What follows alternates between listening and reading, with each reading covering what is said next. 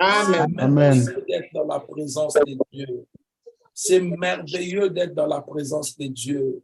J'aimerais dire à quelqu'un, le Seigneur nous a déjà exaucés. Amen. Le Seigneur nous a fait du bien. Amen. Si tu crois, tu dis Amen et tu les reçois. Amen. Gloire à Dieu. Nous bénissons Dieu pour ce mardi merveilleux. Un mardi pas comme les autres. Amen. Ce mardi, Dieu veut nous parler. J'aimerais que nous puissions être concentrés parce que Dieu va utiliser un homme.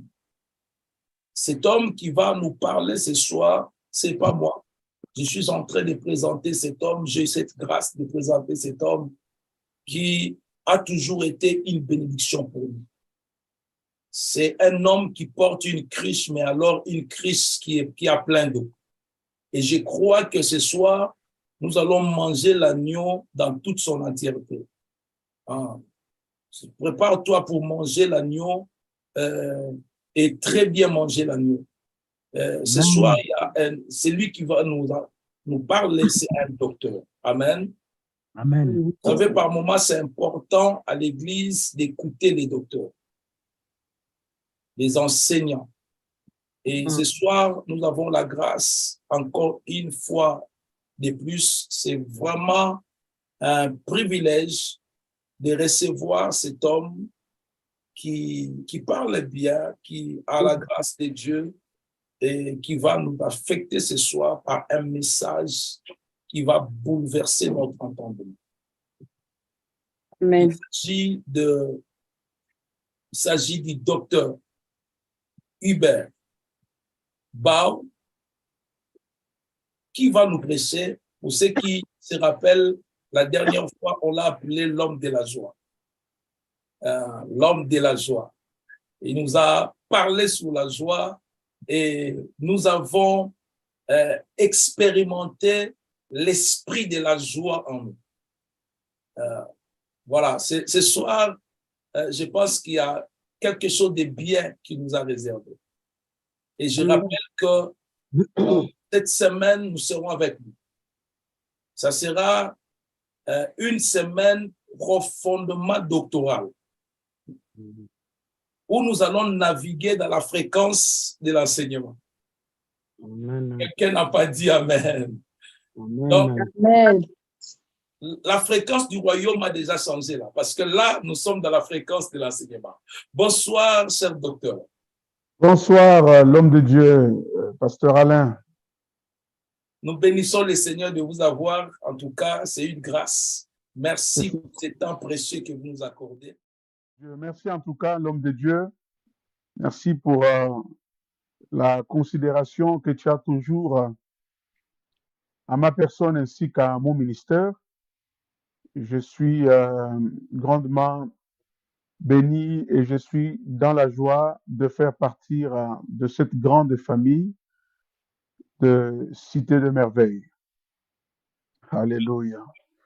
Je bénis Dieu. Ces derniers temps, je suis en train de développer une pensée sur la famille de Dieu. Et lorsque le pasteur m'a invité à intervenir sur cette réunion, et il m'a demandé les thèmes, j'ai dit, bon, comme l'Esprit me conduit ces derniers temps de parler sur la famille de Dieu, je pars sur les valeurs qui sont dans la famille de Dieu, les avantages, le privilège que nous avons dans cette famille de Dieu. Et j'aimerais quand même aussi encourager quelqu'un qui est avec nous pour que nous puissions parler un peu de la famille de Dieu. Grave, aujourd'hui, dans les églises locaux, beaucoup qui sont là, malheureusement, on retrouve beaucoup qui ne sont pas encore enfants de Dieu. Ce n'est pas du fait d'aller à l'église, ce n'est pas du fait d'être dans une réunion comme celle-ci, ce n'est pas du fait de participer à une conférence qu'on est enfant de Dieu. Non. C'est comme les enfants d'Israël, il y avait un peuple, mais il y avait aussi des ramassis au milieu d'eux.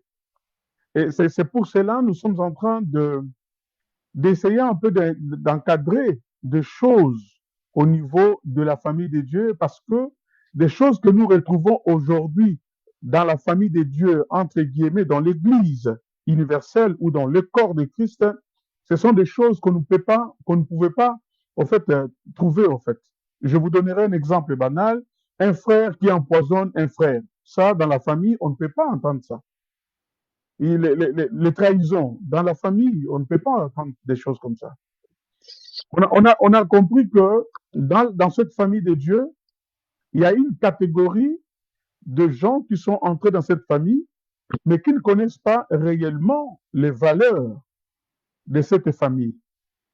Et pendant un certain moment, ce sont des enseignements, en tout cas préliminaires, que je suis en train de donner tout simplement pour conscientiser ceux qui n'ont pas encore compris l'importance d'appartenir dans cette grande famille que nous appelons la famille de Dieu. C'est quoi la famille? Une famille, vous connaissez très bien, où il y a des parents, il y a tout un ensemble de gens qui sont à la famille, les aînés qui sont là, les petits qui sont là. Et la famille, c'est une communauté interne où tous, dans cette même maison, sont soumis à une autorité, l'autorité parentale, l'autorité de leurs parents. Ils sont soumis à cette autorité. Un enfant dans une maison suit les instructions que le parent donne. C'est comme ça même, c'est la vie chrétienne. La vie chrétienne, nous avons un père à qui nous nous soumettons. Nous avons un père à qui nous appartenons. Nous avons un père à qui nous remettons la direction de notre vie. Parce que même Christ disait, pourquoi vous pouvez m'appeler Seigneur, Seigneur, mais vous ne faites pas ce que moi je vous dis. Donc, on trouve que c'est un peu inconcevable quand on est dans cette famille de Dieu, mais on ne fait pas ce que les choses de cette famille-là demandent. On n'est pas sous la direction de celui qui est le propriétaire ou bien le chef de cette famille. Voilà. Donc, alors, juste un petit rappel. Je sais que nous tous, nous sommes des enfants de Dieu, mais je voulais quand même rappeler quelque chose de très important avant de parler aujourd'hui sur les privilèges qui nous attendent, les privilèges que nous avons d'être appelés enfants de Dieu. Alors, je vais rappeler à quelqu'un parmi nous, s'il n'est pas, qu'il le fasse. Parce que ici, nous parlerons que des avantages de ceux qui sont vraiment, réellement des enfants de Dieu. Et j'en suis fier de faire part de cette famille. La famille de Dieu commence d'abord. Tu ne peux pas être un enfant de Dieu si tu n'as pas encore fait deux choses. La première chose, c'est d'accepter Jésus-Christ comme ton Seigneur et ton Sauveur. C'est un passage de l'Évangile dans Jean, chapitre 1, au verset 12, 13. Que j'aimerais aussi lire pour vous, parce que c'est comme c'est un premier verset que je donne, j'aimerais quand même vous lire ces passages. Je vous rappelle que nous connaissons ces choses, mais je voudrais quand même que ces choses soient pratiques, au fait. Que ça ne soit pas seulement une chose sur la lettre, en fait. Parce que la Bible dit la lettre tue. On peut avoir la connaissance de cela, mais il faudrait que l'Esprit de Dieu vivifie ces messages dans nous, que nous soyons réellement, vraiment, ce que j'appelle être un enfant de Dieu. Amen. Jean chapitre 1er, verset 12. Mais à tous ceux qui l'ont reçu, donc qui ont reçu Jésus, parce que là on parle de la parole était avec Dieu, la parole s'est faite chair. On parle de Jésus, en fait. À tous ceux qui l'ont reçu, donc à tous ceux qui ont reçu Jésus-Christ, à ceux qui croient en son nom. Donc, il y a deux conditions. Recevoir et croire, ce n'est pas la même chose. Recevoir, c'est l'accepter de venir entrer dans votre vie. C'est comme il dit dans l'Apocalypse, Je me tiens à la porte, je frappe. Celui qui entend ma voix, il ouvre la porte, j'entrerai, je mangerai, je souperai. D'abord, il y a une invitation qu'on fait. Tous, nous avons fait cette invitation-là. Dans notre processus de devenir enfant de Dieu, nous avons fait cette démarche-là.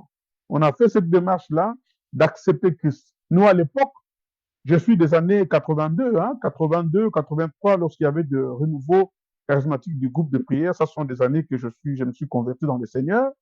Nous, on nous aidait même. Il faut vraiment répéter, c'est que c'est lui qui te présentait Jésus-Christ. Tu reprends les paroles.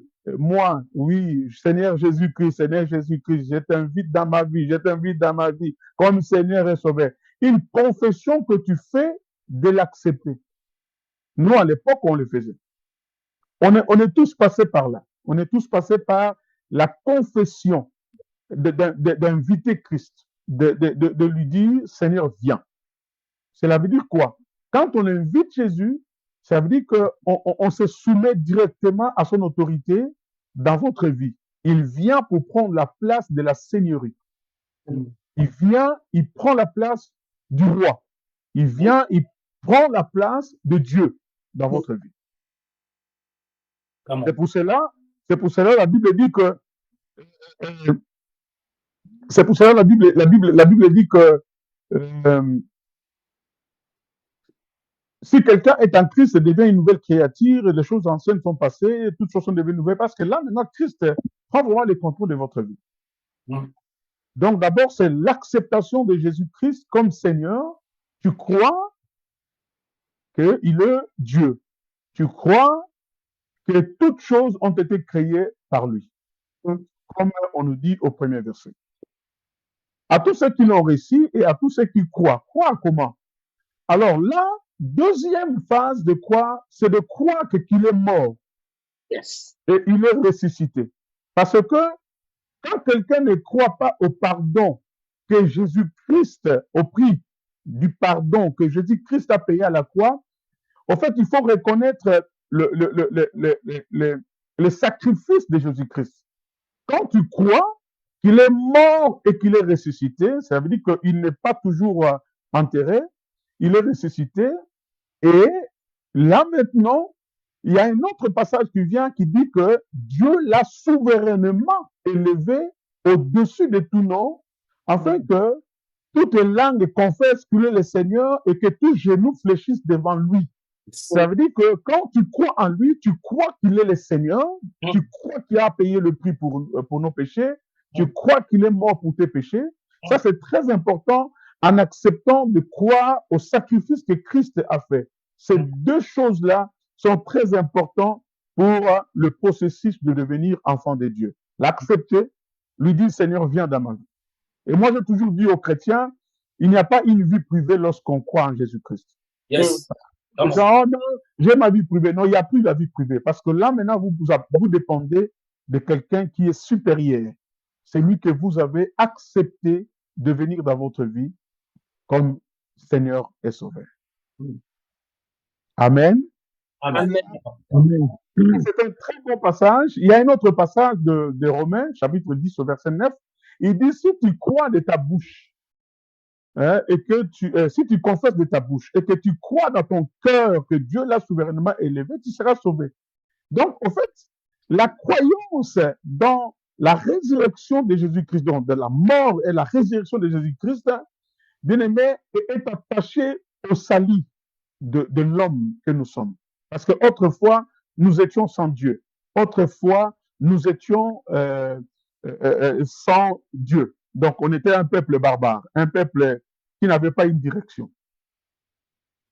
C'est comme ça que la Bible dit dans Éphésiens, il dit, autrefois, vous étiez sans Dieu. Autrefois, vous étiez ténèbres. On utilise même le terme ténèbres. Ça veut dire, quand quelqu'un est dans les ténèbres, si j'éteignais tout ici, vous n'allez même pas me voir. Quand quelqu'un est dans les ténèbres, il est dans l'ignorance totale, il est perdu. C'est pour cela, l'apôtre Paul, lorsqu'il parle de la grâce de Dieu, il dit qu'autrefois vous étiez ténèbres, vous marchez selon les trains de ce monde, vous vous soumettez à la volonté de votre propre corps, donc vous faisiez tout ce que vous vouliez faire dans votre corps, vous suivez les commandements de ce monde, vous êtes sous la soumission du diable. Mhm. Il va dire, grâce soit rendue à Dieu par sa riche bonté, n'est-ce pas? Il vous a accordé la grâce. Après avoir entendu l'évangile du salut, vous avez été sauvés non par les œuvres, mais par la grâce de Dieu, au moyen de la foi. Ça veut dire que nous étions ténèbres. Et quand quelqu'un reçoit Jésus-Christ comme Seigneur et Sauveur, cette personne-là, d'abord, il accepte la seigneurie de Jésus dans sa vie, il accepte d'être dépendant de Dieu. Mhm. C'est pour cela, je vais m'attacher à cette parole de Josué qui me donne toujours le frisson dans mon cœur lorsqu'il va regarder le peuple d'Israël. Il dit, si vous ne voulez pas servir l'Éternel, moi et ma maison, nous servirons l'Éternel. Ça veut dire que c'est une décision d'appartenance à Dieu. Tu ne dépends plus de toi. Ta vie est maintenant soumise sous l'autorité de Jésus. Yes. Donc, Christ est ton maître. Donc, ton adoration n'est plus à la musique du monde. Ton adoration n'est plus aux habits, je ne sais pas comment. Ton adoration n'est plus aux stars du monde. Yes. Ton adoration maintenant est adressée à Jésus. Oh yes. Ah Amen. oui, ton langage devient un langage qui honore Dieu. C'est pour ça que la Bible dit qu'en toutes circonstances, vous devez rendre toujours gloire à Dieu. Parce que quelqu'un qui est en Christ, tout ce qu'il lui reste à faire, sa vie est revêtue de Christ. Oh Il est yes. revêtu de la puissance de Jésus. Et là, maintenant, il y a quelque chose que j'aimerais, avant de parler de privilèges, il y a quelque chose qui se passe là-bas. Je vais finir mon verset. Il dit, mais à tous ceux qui l'ont reçu, à ceux qui croient en son nom, elle a donné le pouvoir. Dieu, la parole. Elle l'a donné le pouvoir de devenir enfants de Dieu. La Bible dit, lesquels sont nés non du sang, ni de la volonté de la chair, ni de la volonté de l'homme, mais de la volonté de Dieu. Dieu t'accepte. Dieu t'accepte maintenant, tu deviens son enfant. En faisant simplement ces deux choses-là. Maintenant, dès que tu deviens un enfant, il y a quelque chose qui se passe. C'est un acte qu'on appelle l'acte générateur. Celui qui l'opère en nous, c'est le Saint-Esprit. Amen. On ne peut pas parler de la nouvelle naissance si le Saint-Esprit n'agit pas dans ta vie lorsque tu passes ce processus-là. Donc, en fait, quand tu acceptes Jésus et que tu crois à sa Seigneurie, il y a quelque chose qui se passe en toi. Le Saint-Esprit commence à agir, commence à régénérer dans votre vie, une nouvelle naissance. Et là, il va faire deux choses, le Saint-Esprit. Il va faire deux choses. La première chose que le Saint-Esprit va faire, c'est la Romaine, il dit, il va commencer à témoigner à ton esprit que tu n'es plus sous la servitude. L'esprit que nous avons reçu, ce n'est pas un esprit de servitude, mais c'est un esprit qui témoigne à notre esprit que nous sommes enfants de Dieu. C'est pourquoi tu auras la liberté de dire Abba Père. La Bible dit, c'est pourquoi nous avons la liberté de dire Abba Père. C'est comme ça, maintenant, là, tu deviens de la divine nature de Dieu, de la nature divine de Dieu. Ça veut dire que toi-même, tu vas commencer à le sentir que non, oh, je ne suis plus le fils de Nofus. Je suis maintenant l'enfant de Dieu. Dans ton esprit, il y a quelque chose qui se régénère. Ça veut dire que tu as même l'accès, tu as même cette possibilité-là de créer. Tu as la possibilité, tu es maintenant fier de te dire que, de taper même ta poitrine en disant, je suis enfant de Dieu. Et là, c'est un acte générateur de l'Esprit de Dieu. Est-ce que quelqu'un est avec moi? Yes. Est-ce que quelqu'un peut me donner un bon amen? Amen. Est-ce que quelqu'un peut me dire un amen vitaminé ce soir? Amen. Amen. Écoute, la Bible dit, je vais lire deuxième passage avant de passer sur ce que j'appelle le privilège d'être un enfant de Dieu. Lisez avec moi Romains, chapitre 5.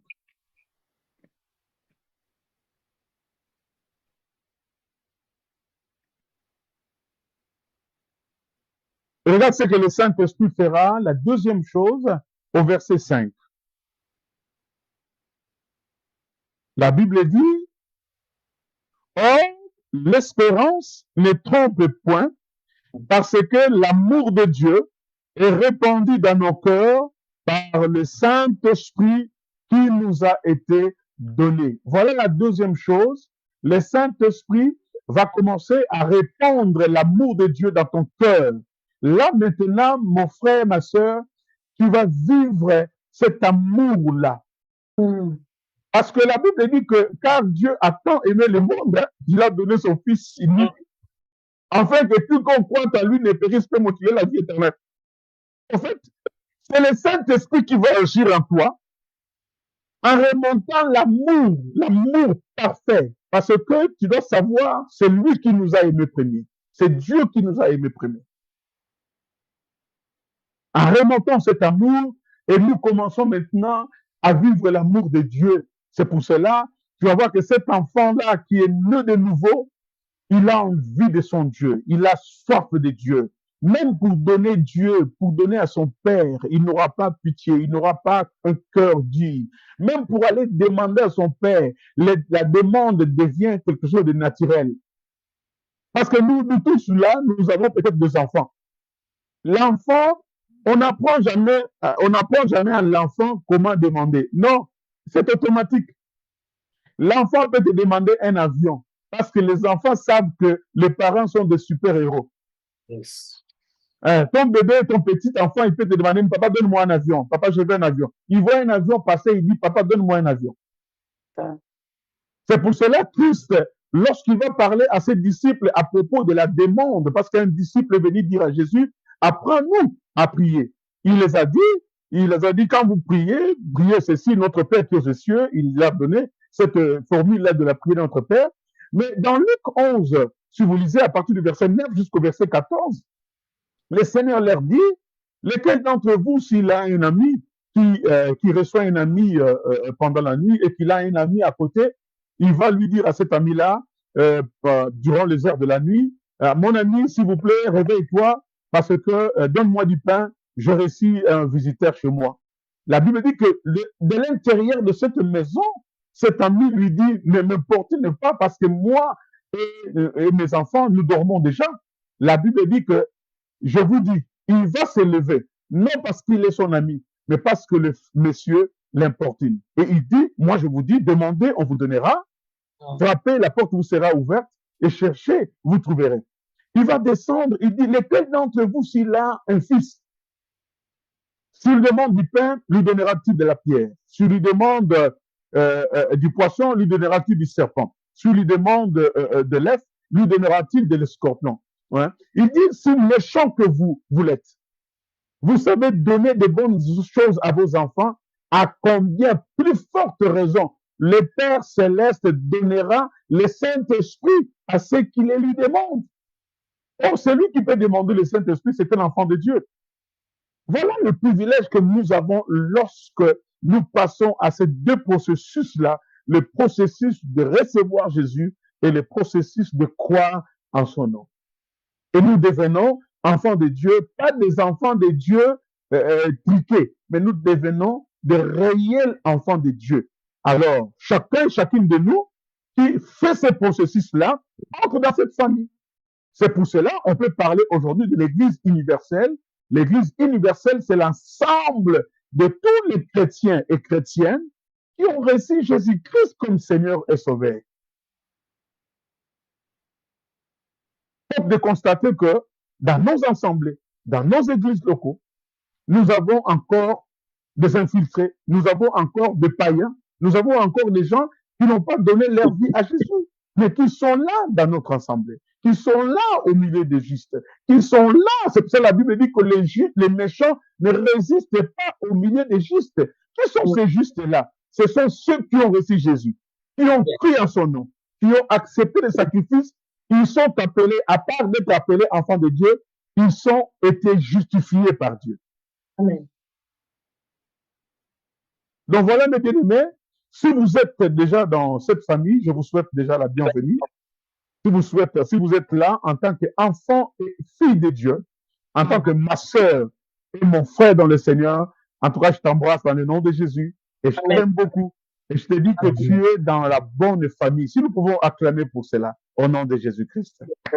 Amen. Mais alors, si tu n'es pas encore, n'est-ce pas, fait partie de cette famille, on vous a peut-être introduit, on vous a envoyé le code. Hein, on vous a envoyé, on vous a dit de participer à la réunion. Ou peut-être vous êtes avec nous, mais vous n'êtes pas encore converti. Parce que tu ne peux pas tromper votre conscience. Si tu n'es pas encore membre exact de cette famille, je te prie en tout cas de faire partie de cette famille, donc passer à ces deux processus, hein, accepte Jésus comme Seigneur et Sauveur et crois en son nom comme un nom qui est élevé au-dessus de tout nom. Et à la fin, quand nous allons terminer, je te demanderai en tout cas de signaler au pasteur Alain et tu veux un guide pour t'aider comment passer à ces deux processus-là. Ça sera une grande bénédiction pour nous tous. La Bible dit que le jour au jour, le nombre de ceux qui étaient sauvés s'ajoutait à l'Église. À l'Église, pardon, ce ne sont pas des païens qui s'ajoutent. Ce sont des chrétiens nés de nouveau qui sont sauvés, qui s'ajoutent à l'Église. Et nous te voulons parmi ces gens-là qui sont sauvés et nous ouvrons grandement nos bras et nous t'accueillons dans cette grande famille dans le nom merveilleux de Jésus. Amen. Amen. Alors, il y a un privilège. Quel est ce privilège-là? Pas même pas un, mais il y a deux privilèges. Tant d'autres, je vais peut-être parler de deux privilèges d'être un enfant de Dieu. Et j'aimerais que nous lisions 1 Jean chapitre 3. Je lis la parole de Dieu. Amen. La Bible dit, voyez quel amour le Père nous a témoigné pour que nous soyons appelés enfants de Dieu. Dans ma version, elle dit ceci. Voyez quel amour le Père nous a témoigné pour que nous soyons appelés enfants de Dieu et nous le sommes. Chez moi, on a écrit comme ça. Amen. Deuxième verset, ma sœur. Bien-aimés, nous sommes maintenant enfants de Dieu et ce que nous serons n'a pas encore été manifesté. Wow. Mais nous savons que lorsque cela sera manifesté, nous serons semblables à lui parce que nous le verrons tel qu'il est. Nous le verrons tel qu'il est. Waouh! Quelle bonne parole! Écoutez-moi d'abord, mon frère. C'est un privilège, c'est un avantage. La Bible dit, voyez-vous, frère, quel amour le Père nous a témoigné. En fait, c'est un amour que Dieu nous a témoigné d'être appelés enfants de Dieu. L'appellation enfant de Dieu, ce n'est pas une simple appellation. Parce que aujourd'hui, ça m'étonne, hein, que beaucoup de gens, moi aussi je suis enfant de Dieu. Même les parents disent, ah oui, hein, tous nous sommes des enfants de Dieu. Attention, attention, être appelé enfant de Dieu n'est pas une simple appellation. Ça vient du témoignage de l'amour de Dieu. Dieu a témoigné cet amour-là. C'est un privilège d'être appelé enfant de Dieu. Parce que si tu es enfant de Dieu, automatiquement, tu deviens frère de Jésus. Si tu es frère de Jésus, automatiquement, tu deviens co-héritier de tous les biens qu'il a. Parce qu'il est le Fils unique de Dieu. Est-ce que quelqu'un m'entend de ce que je parle? Amen. Christ n'est plus le Fils unique. S'il était le Fils unique, il était avant sa mort. Mais après sa mort, il n'est plus le Fils unique. Que nous tous, nous faisons partie maintenant de cette grande famille de Dieu. Alléluia. Amen. Donc, j'ai le même privilège que Christ en a en tant qu'enfant de Dieu, en tant que mon aîné. Mais il n'est plus le Fils unique. Il n'est plus le Fils unique. Et Jean ici est fier de le témoigner. Dans ma version, il dit, et nous les sommes. Dans la version du pasteur, il dit, en effet, nous les sommes. Parce que être un enfant de Dieu, ça se témoigne. Être un enfant de Dieu, ça se défend. Être un enfant de Dieu, ça se dit avec fierté. Ah oui, tu ne peux pas cacher ton identité d'être un enfant de Dieu. Comment? Tu ne peux pas cacher ton identité d'être un enfant de Dieu. Dans votre boulot, partout où vous allez, quand vous voyagez, dans le bus, partout, vous ne pouvez pas vous cacher que vous êtes enfant de Dieu. Parce que c'est une fierté d'être un enfant de Dieu.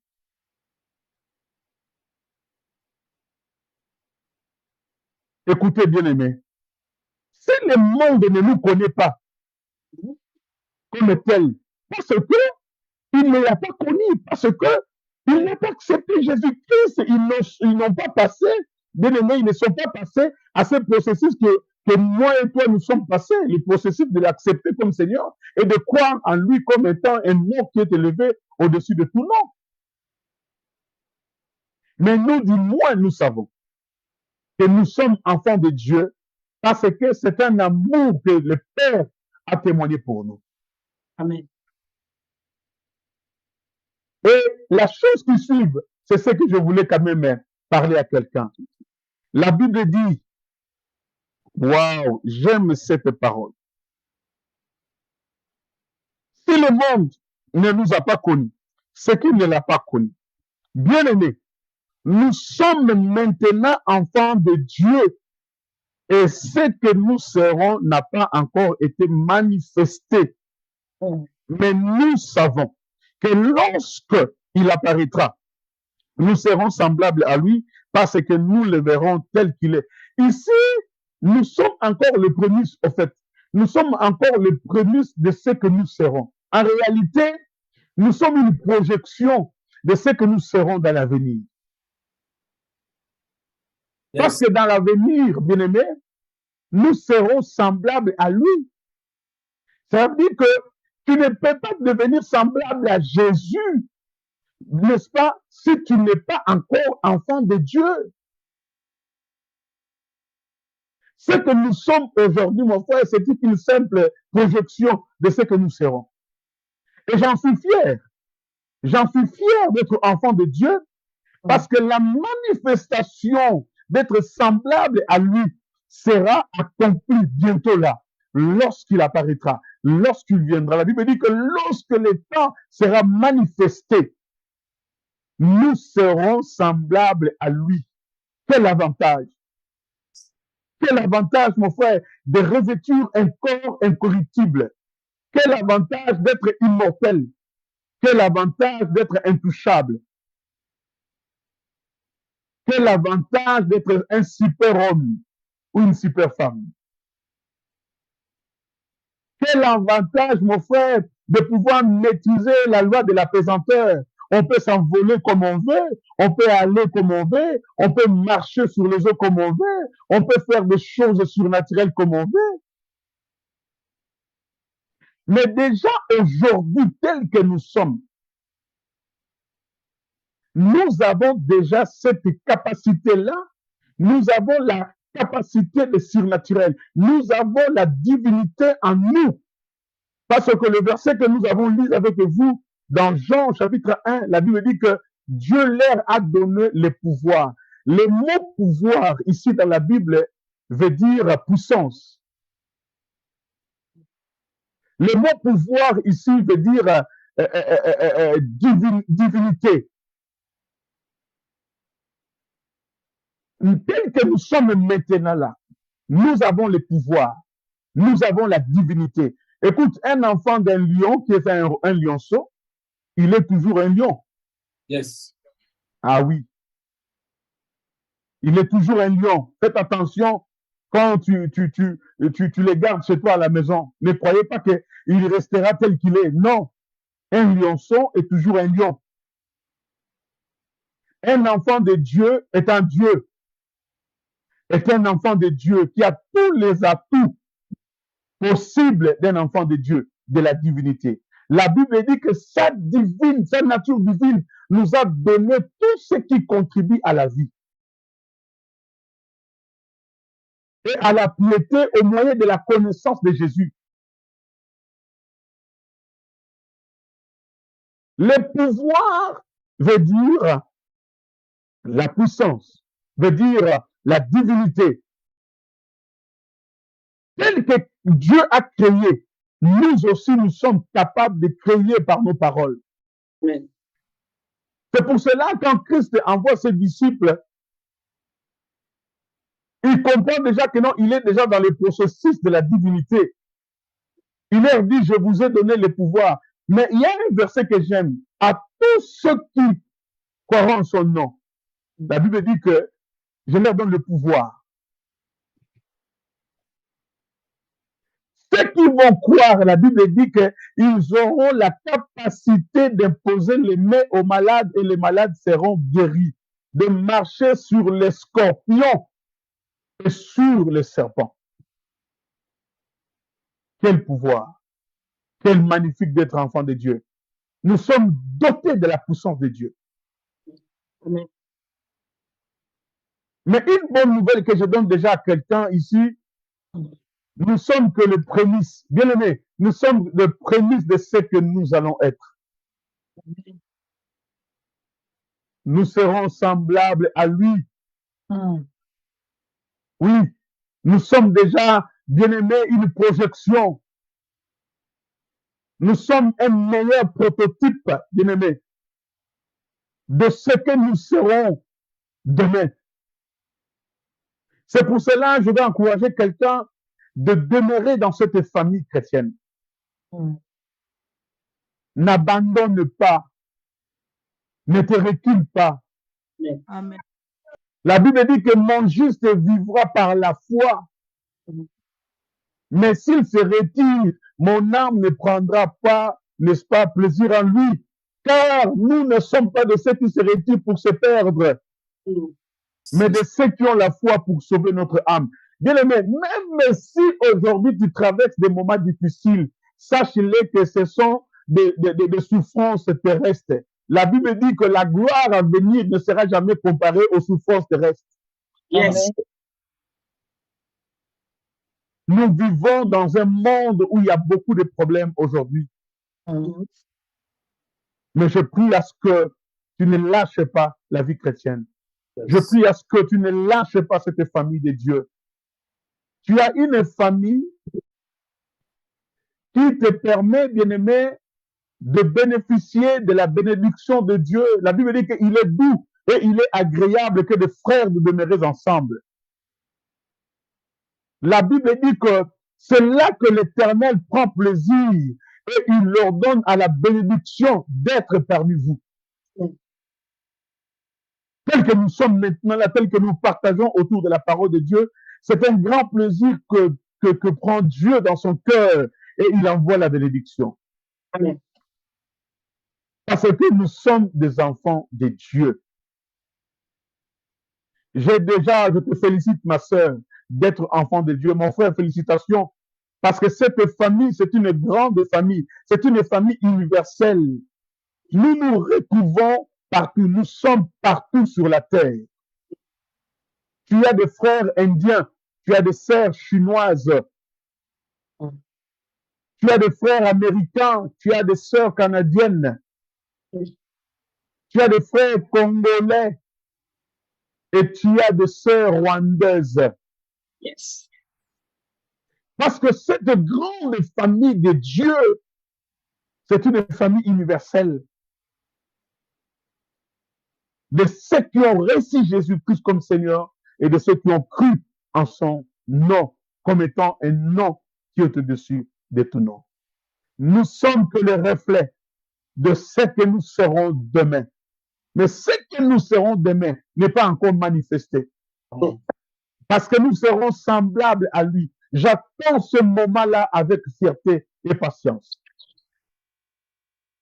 Yes. Que ce jour-là, lorsqu'il apparaîtra dans sa gloire, que je sois transformé. Que, bien aimé, j'adopte ce corps incorruptible. Un corps qui ne subira aucune influence de ce monde.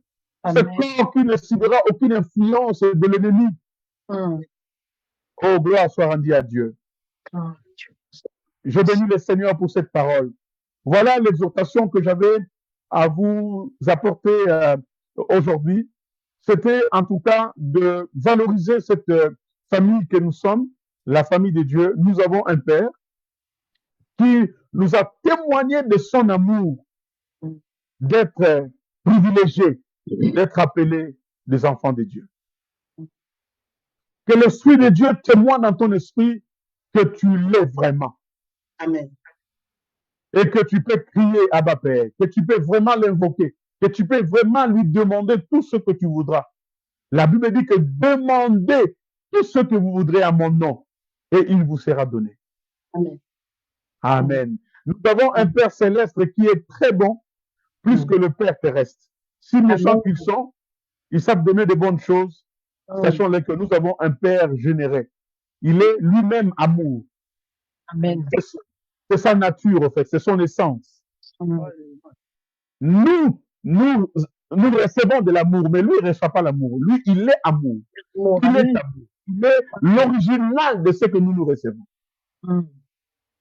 C'est pour cela que le Saint-Esprit témoigne dans vos esprits, que le Saint-Esprit fasse monter l'amour du Père dans ton cœur. Si tu peux encore prier avec moi, Seigneur notre Dieu, je prie pour que l'amour de Dieu, n'est-ce pas, Seigneur, monte dans les cœurs de tout et chacun de nous. Si quelqu'un, n'est-ce pas, Seigneur, est au point d'abandonner, il est fatigué parce qu'il n'a pas encore réussi ce qu'il espérait depuis longtemps, Père, fais monter l'amour, ton amour dans son cœur. Saint-Esprit, fais monter l'amour du Père dans le cœur de ma sœur, dans le cœur de mon frère. Tu l'aimes. La Bible dit que tu seras avec nous jusqu'à la consommation du temps.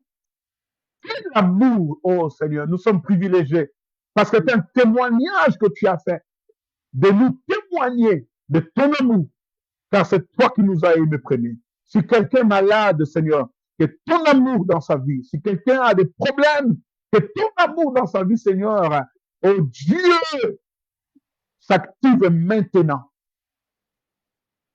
Je demande que la paix de Dieu, qui surpasse toute intelligence, Seigneur, garde le cœur de mon frère et de ma sœur. Dans le nom puissant de Jésus-Christ, nous prions et nous disons Amen. Amen. Que Dieu vous bénisse.